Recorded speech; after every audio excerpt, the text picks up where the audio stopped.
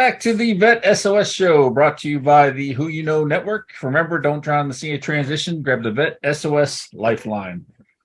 I am excited. We got another great episode coming to you today. Today's guest is going to be Craig Starcher. He's doing some amazing things. Can't wait to get into it with him and talk to him about how he's doing. Here, as always, with my partner, Mark. Mark, how you doing today? Hey, good morning, everyone, and the VET S.O.S Nation. Thanks for joining in, for tuning in, showing up, and get ready, buckle in. We've got some knowledge bombs to drop for you, so I know Craig's going to drop a bunch. Absolutely, absolutely. We want to thank everybody for tuning in. As always, we appreciate your support. Also want to thank all those who've been pairing your channels with us. If you don't know how to pair your channels, please shoot us a hashtag pairing, and we'll let you know exactly how you can pair your channels and put this episode out as original content on your channels so that people can see that and comment and help build your traction. So without further ado, we're going to jump right into it here. We got Craig with us. He was a Marine for 8 years. Now he's the strategic business consultant with Frontline Advisory Group, VP of Communication for Veterans Leadership Council, and on the boards of Veterans Corporate Council, Dripping Springs, TIRZ 1 and 2 board, and Frontline Advisory Group Foundation, and has his hands in all kinds of things. How are you doing today, Craig? I'm doing great. Yeah, I'm really excited to be here and to talk with y'all about all this. Yeah, I think it's really important. So glad you decided to join us and come on here.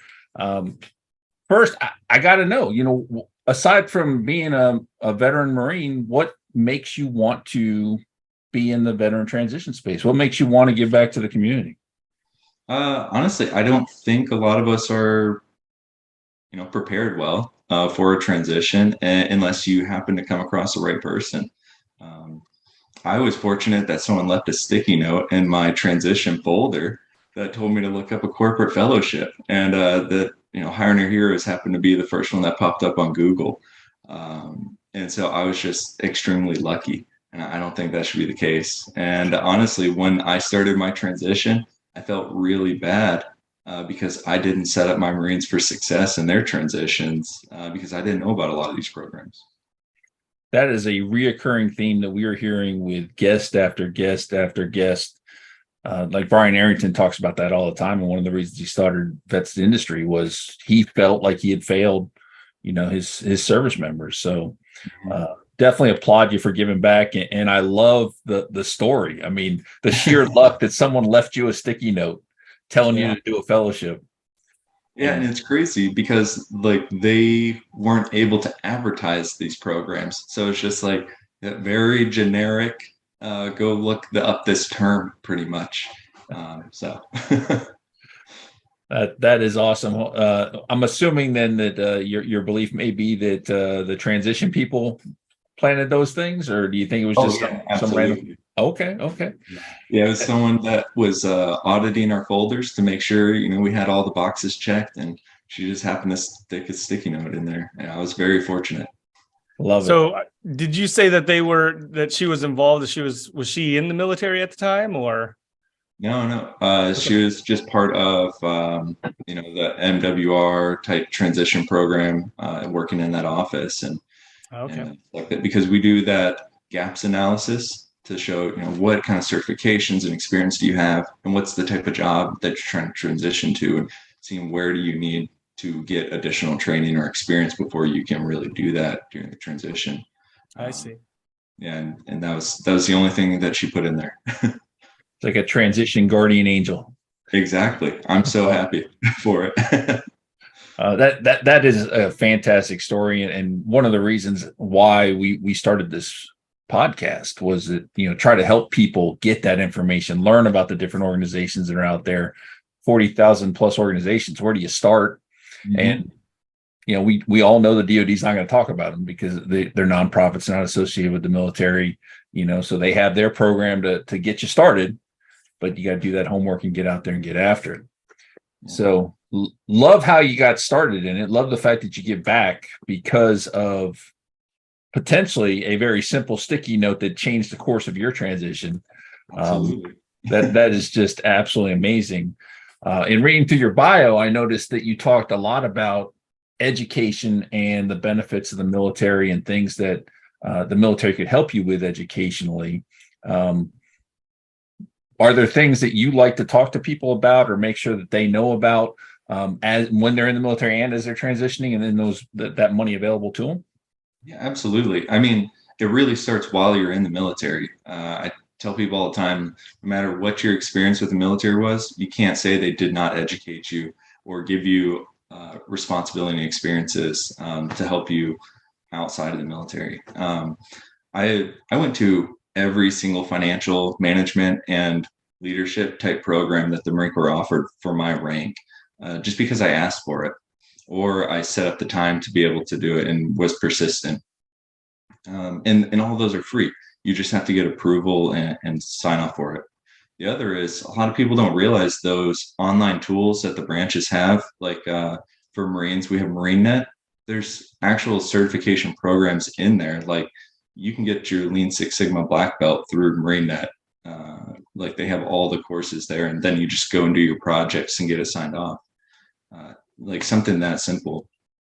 The other, I had my MBA paid for through tuition assistance. And so I saved my GI Bill. Like, I'm using my GI Bill right now, going to school for another master's. I've used it for certifications and things like that. And, you know, I didn't waste that housing allowance that's associated to it by using it while I was in the military. Yep. There's also, they don't realize that you can use your operating funding. So your 1106 or, you know, those types of operations funds to pay for certifications and classes, as long as they're open to the public.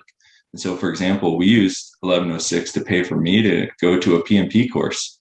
And because I went through PM Pro Learn, they understood how that system worked. They actually created a package that included not only the course, but also vouchers for the tests and training materials and things like that, stuff that normally isn't paid for through that funding, all into one package. ACI has done a great job of that as well, because they've gotten their courses accredited for college credits. And so it's actually not only eligible for those operating funds, but also eligible for GI Bill, where most certification programs aren't. So there's a ton of opportunities out there like that, that you should be taking advantage before you even start your transition. Hey, Craig, there's, I noticed, you know, you're here in Texas, right? So, you know, there are some additional benefits. Did you in process and out process through Texas? I did. Okay. Yeah. Can you tell us maybe what you know about the Hazelwood Act and some of the state level education programs? I mean, I can talk about Illinois, but maybe you know about some others as well. Do you have that insight?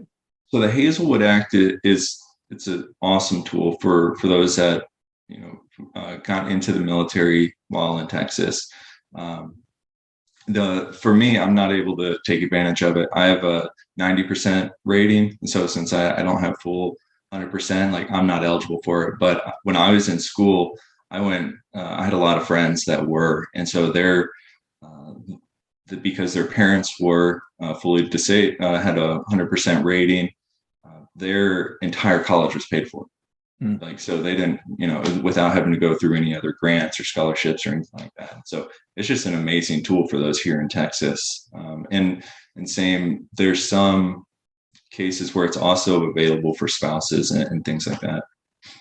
Yeah. So Illinois has a similar program. It's called the Illinois Veterans Grant. And I think a little bit differently than in Texas. And there are other states that have programs like this, but I know in Texas with the Hazelwood Act, you use your GI Bill, and then expenses over and above that for education, qualified education expenses are covered by the Hazelwood Act.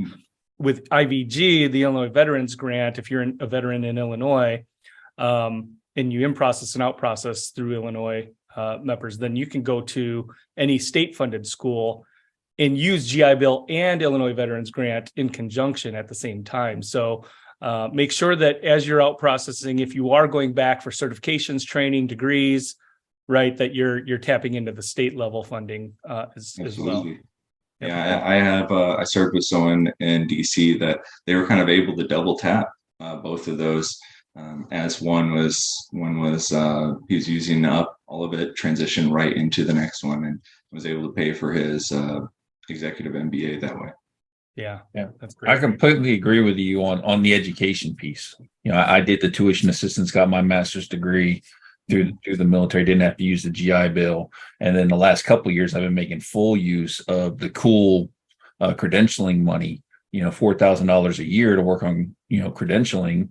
And I've been able to try out some things and then also go after one specifically I wanted. So there's definitely money out there, and there's no reason, like you said, when you got out of the military, at least you should say that you got educated between the military schools, the additional duty schools, and then the money that's out there to help you actually do that. And I know the one thing, at least in the Army, is first termers typically can't use the tuition assistance, but there are exceptions to policy, like in Korea, where they can do Korean cultural classes even if they're a first termer. So there are some exceptions floating out there.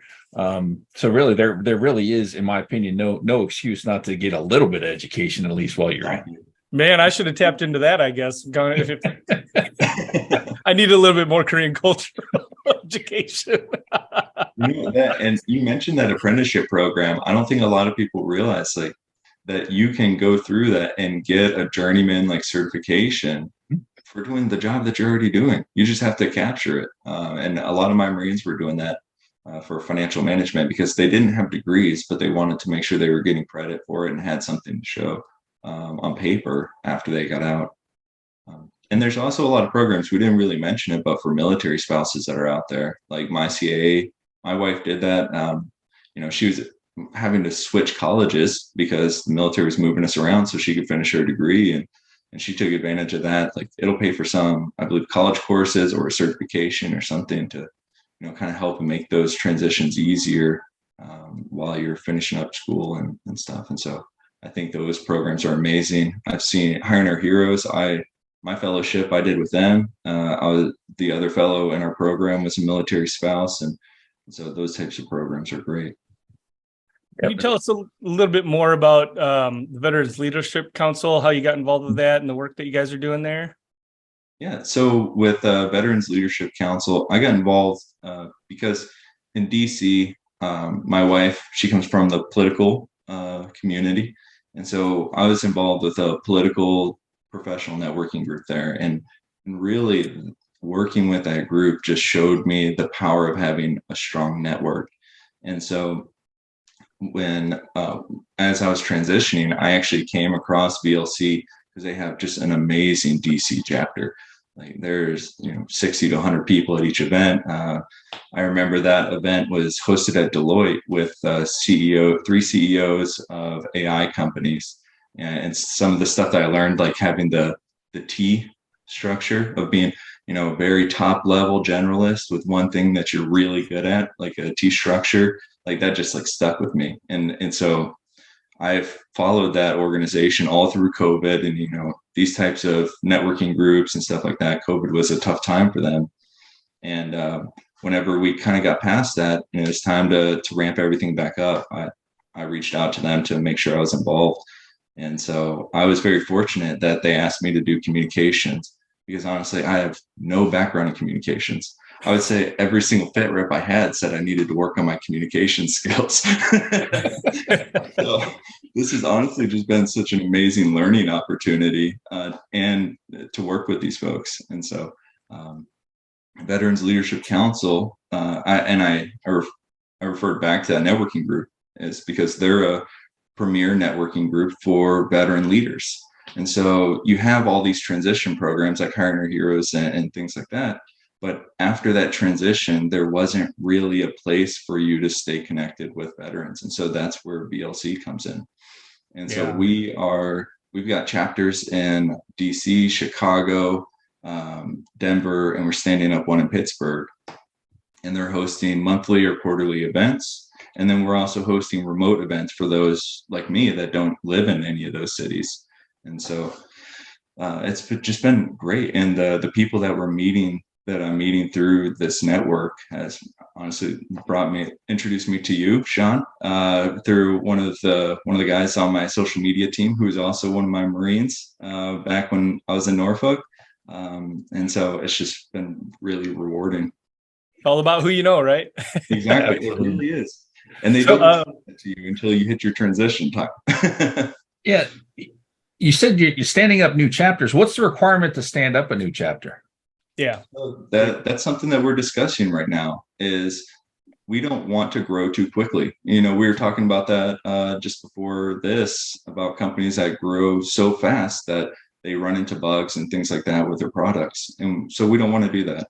What we're doing right now is creating a requirement that you serve on the national leadership team. So you get an understanding of the culture, what we're doing, and then you can be considered to start a chapter in your local area. And to do that, you need at least a partnership with one of those entrepreneurship type organizations like Bunker Labs or I know there's a couple of them out there, especially here in Austin. Local schools, so you're getting students like MBA students, things like that are kind of the target audience, and then local ERGs. And so that's also why I chose to or reach out to Veterans Corporate Council to also work with them is there's a lot of crossover between these two organizations that are really important that kind of create a synergistic relationship. Yeah, that was my question too. Like starting up a chapter, I'm here in Dallas, Shawn, you're in Georgia, soon to be Florida, San Antonio, right? Exactly. Make total sense to have a chapter. So I'd love to get more information on that too, just at the personal individual level. So you mentioned San Antonio though. The one thing, our mission is to connect all these veteran leaders, but we don't want to compete with other organizations that are out there. So San Antonio, you've got LinkedIn Mill City. Like they're a huge networking group, very strong. Like I wouldn't want to compete with them. Honestly, I'd want to partner with them and to promote their events through our platform. Nashville has one, LinkedIn Music City. Atlanta, you've got Vetlanta and things like that. And so we, instead of competing in any of those cities, we would want to bring them in and be like, here's a platform on our website. We'll advertise all of your events and tell our network about yours instead of trying to stand up our own chapter out there.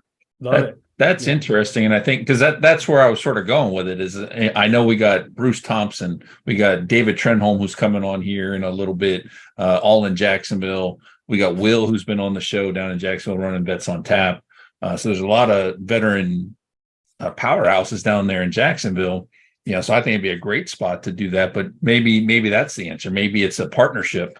To build something more, because I know Will's interested in doing something with us. So I think that could definitely be an opportunity. Yeah, absolutely. And I mean, a networking organization like this, like that's a perfect opportunity to, whether it's partnering for your organizations. I'm meeting with someone that I think it's been 20 years, has been collecting stories from World War II veterans and wants to share like those stories in the leadership. I was like, this is the perfect platform right here to share those stories and even to interview new leaders and things like that and capture those lessons learned. Like we have the correct audience for those types of things. Like let's use the network. I noticed also, doing a little background ahead of the show. There's, again, it's more local to Texas, Central Texas, but there's the Patriots Hall post that you had put out. Can you tell us a little bit about what's going on there? All right. So Flag Foundation, I'll start there. Flag Foundation is a brand new foundation that our company has just launched this month. Because we want to be able to do more in our community with our business. In the past, we've been working with Foster Village, just an amazing foster nonprofit, the local JROTC, Boy Scouts, but we've been working a ton with Patriots Hall, Dripping Springs. They're literally right across the street from our office, and they're just doing amazing stuff here. They decided to build here because from I think it's Fort Hood to San Antonio, that range right there is the largest concentration of veterans in the country. And so Drifting Springs happens to be that geographic center. And what it is this 10-acre retreat for veterans, and what they're doing is providing just services to the veteran community. For example, their first building that they built is a place for the VFW and American Legion to meet. So now they're not having to pay rent at their old building. They've got a location right here, That's awesome. in between Austin, San Antonio, and here in Dripping Springs. The next building that they're building is going to be able to provide. I'm going to read it just so I don't miss anything. But they're doing therapeutic workshops, like certification type classes, educational stuff, transition type things. We're also in like campouts and just events. For example, we just did it was a Murph competition. It was their third annual Murph competition that we supported. And then the plan for next year is that we're trying to host it here at Patriot Hall. And then it was a shootout at Hog Heaven here. I think we had 60 veterans come out, and it was a clay shoot. It was so much fun. And then they're also bringing VSO services out here. So one thing that's very unique about Dripping Springs is it's kind of an island. It's about 45 minutes from any other town, including Austin or any of the smaller towns. And it's just had explosive growth to the point that it's not set up for things like, veteran services and stuff like that yet, because the city's been growing so fast that they're still trying to, set that kind of stuff up. And so Patriots Hall is going to provide that, which is huge for us. Yeah, that's great. I'm really excited for it. Who knew veterans like guns? Who would have thought, So yeah, that's awesome. And the fact that they're taking the time to do stuff like that. And I love the fact that they built a building for the VFW to meet rent free. I mean, that's just phenomenal. I mean, it's not even just that. They're also building even an obstacle course like out there. They have a community garden that they're building, a library, like all sorts of stuff. So I'm really excited about it. And the CEO for Flag is also on their board, and we're going to be helping with those programs. Because, our company is focused on program management. And so we're like, this is a perfect opportunity to help veterans, get those certifications. And all of us come from a financial background. Like, let's do some finance related courses and things like that. Like, let's, have this tool to support the veteran community here. Yeah, absolutely. That's awesome. It truly is.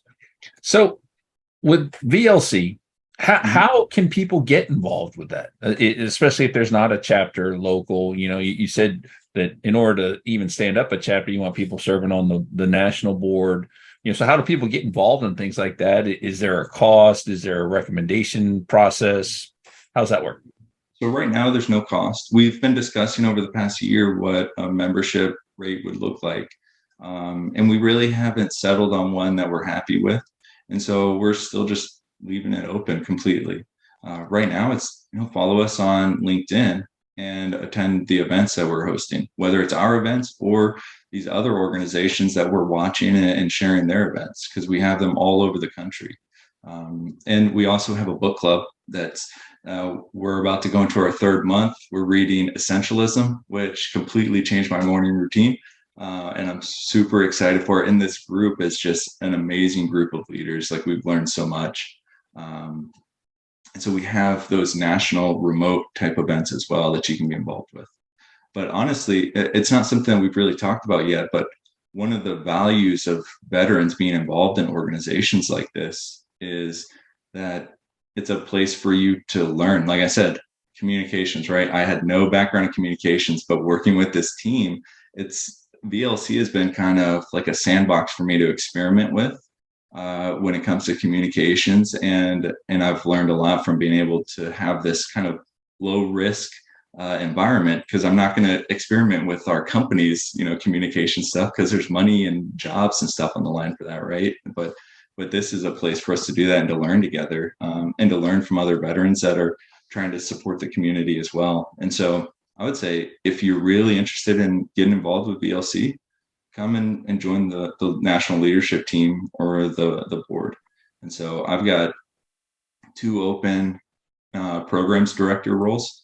We have a new program VP that is just doing amazing stuff and has a plan for setting the stage for those new chapters to start, but also helping develop strong chapters and more consistent national events.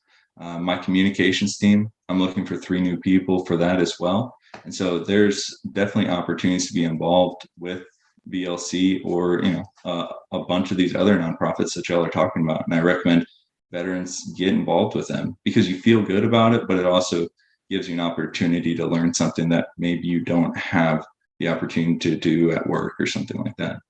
Does it help if you have a financial background? For VLC? Yeah, for VLC. No, Okay. No, that really has nothing to do with it. It's just my network, coming from the finance community. My entire, I think all but one of the folks on my communications team or on my social media team, all are finance. But when I was referring to finance background, that was at FLAG, at Frontline Advisory Group. The Frontline, All okay. of us come from that kind of finance background, which is why the work that we're doing with Patriot Hall, like why that would be a great fit type of That's event. how it all ties together. Yeah, It really does. And so people were asking, like, how are you able to do like Veterans Leadership Council, VCC, and all these together? And really, they have so many overlapping things that I'm able to support each organization using the other organization. For example, like we've got a platform over here with BLC and Reach with that network, but Veterans Corporate Council, we haven't really talked about it, but they're building out like a community of practice to help companies start and run veteran ERGs. And so that's creating very valuable content for leaders that we should probably be sharing over here at BLC, so that there's more people are learning about it.